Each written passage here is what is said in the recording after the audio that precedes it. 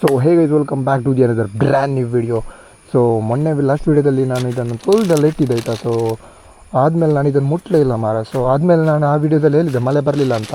ನೋಡಿದರೆ ಎಷ್ಟು ಮಳೆ ಬಂದಿತ್ತು ಮಾರೆ, ತುಂಬ ಮಳೆ ಬಂದಿದೆ. ಸೊ ತೊಳೆದೆಲ್ಲ ಈಗ ಮಣ್ಣು ಹಿಡಿದೆಲ್ಲ ಹೋಗಿದೆ ಮಾರೆ. ಅಲ್ಲೆಲ್ಲ ಏನೋ ಒಂದು ಕಾಲ ಮೇಲೆ ಓದೋಕ್ಕಾಯ್ತು ಮಾರೆ, ಜಿರಳೆನ ಮಾರೆ. ಸೊ ನಾ ಮೊನ್ನೆ ತೊಳೆದಿಟ್ಟಿದ್ದೆ ಆಯಿತಾ. ಸೊ ಇದನ್ನು ನಾನು ರೀಬಿಲ್ಡ್ ಮಾಡಲಿ.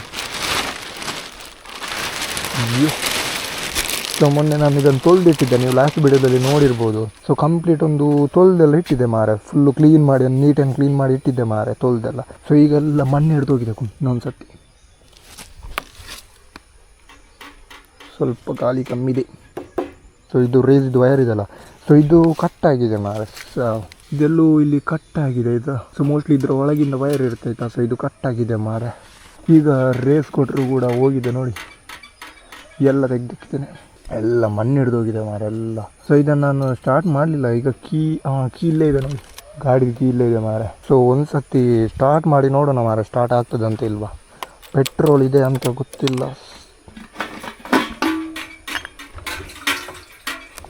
ಪೆಟ್ರೋಲ್ ಸ್ವಲ್ಪ ಇದೆ ಮಾರೆ, ಸ್ಟಾರ್ಟ್ ಆಗಬೇಕು. ಬಟ್ ರೇಸ್ ಕೊಡ್ಲಿಕ್ಕೆ ಆಗಲ್ಲ ಆಯಿತಾ. ಸೊ ಇದರ ವೈರ್ ಕಟ್ ಆಗಿದೆ, ಬಟ್ ಸ್ಟಾರ್ಟ್ ಆಗುತ್ತೆ ಅಂತ ನೋಡೋಣ ಮನೆ. ಇದರೊಂದು ಸ್ಟಾರ್ಟ್ ಮಾಡೋದು ಒಂದು ಸ್ಟೈಲೇ ಬೇರೆ ಆಯಿತಾ, ಒಂದು ವಿಂಟೇಜ್ ಫೀಲ್ ಕೊಡುತ್ತೆ ಮಾರೆ.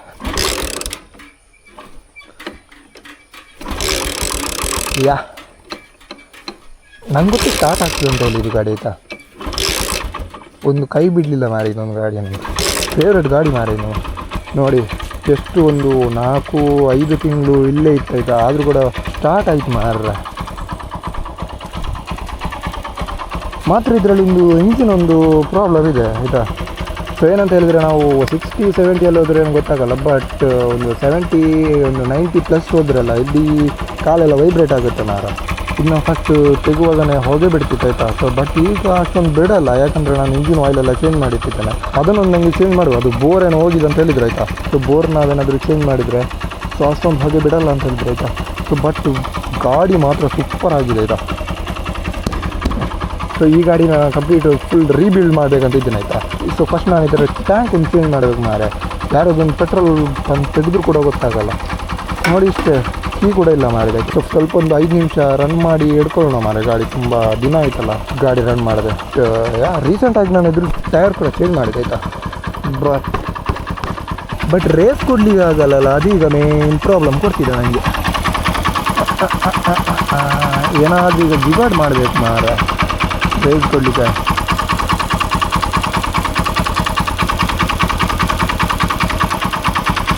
ನೋಡೋಣ ಮುಂದೆ ಒಂದು ವೀಡಿಯೋದಲ್ಲಿ ನಾನು ಅಪ್ಗ್ರೇಡ್ ಮಾಡ್ತಾ ಇರ್ತೇನೆ. ಒಂದೊಂದು ಪಾರ್ಟ್ ಎಲ್ಲ ಈ ಗಾಡಿಗೆ ಅಪ್ಗ್ರೇಡ್ ಮಾಡ್ತಾ ಇರ್ತೇನೆ ಆಯಿತಾ.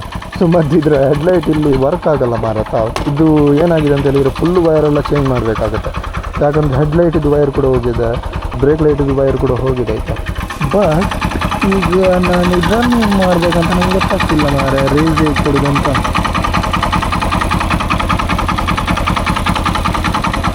ಸಾಕಂತ ಕಾಣ್ತದೆ ಮಾರೆ ಸ್ಟಾರ್ಟ್ ಮಾಡಿದೆ.